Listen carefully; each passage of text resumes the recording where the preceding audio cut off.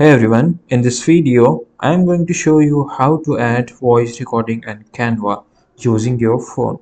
Unfortunately, in mobile application you cannot add voice in Canva. So what you have to do is you have to record your voice externally, and after that you have to upload on Canva and just simply drag here in the timeline.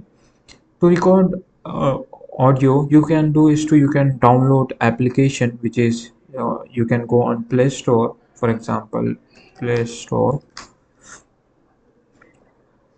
and search for voice recorder. As you can see, you have lots of option to record your voice, and just simply after recording your voice come to uploads. Well, you will get to see this in the left, and go to audio, and after that you have to upload file. Here you can see I have already a audio form, so just simply click on open. It will upload the whole audio in the Canva. Just simply drag that audio and simply drag the into the timeline. Right now it's uploaded, just drag it, and you have to adjust your voice over.